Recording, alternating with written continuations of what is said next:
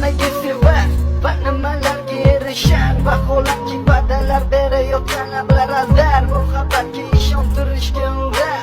Nima o'zi muhabbat, baxtmi yoki rasolat? Bizni kim javob berar? Agarda sevganingga qilganingda tunda qo'ng'iroq bo'lsa band, so'ngra esa xizmat, so'ngra esa minglab xayollar so'ngacha qiynab. Tun esa o'tadi go'yoki asr, lekin qiladi sabr. Yuragim sezib bugun yuratingni, ko'zlarim ko'rdi bugun yolg'onlaringni. Bugun ketding mendan so'nggi bor. Sezaman sensiz yashash bo'lmaydi inson.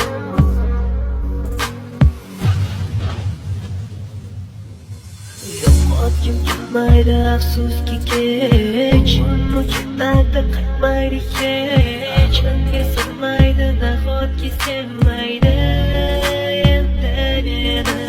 Yo'qotgim kelmaydi afsuski kech, unutardi qaytmaydi hech. Menga sig'maydi nahotki sevmaydi endi meni. O'tding minglab azoblar chekib o'tding, badani butun, lek yuragida qon. So'ngra esi berkitilgan raqamdan qildi u qo'ng'iroq.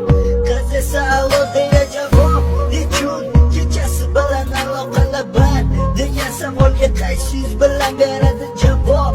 Axir xiyonat deganlari shu emasmi? Axir hammasi shundan boshlanmasmi?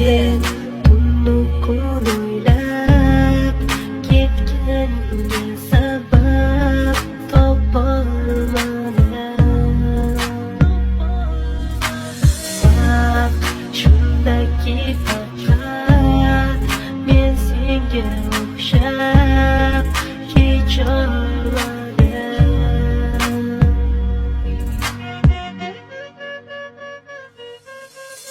Yo'qotgim kelmaydi afsuski kech, unutardi qaytmaydi hech. Menga sig'maydi nahotki sevmaydi endi meni. Yo'qotgim kelmaydi afsuski kech, unutardi qaytmaydi hech. Menga sig'maydi nahotki sevmaydi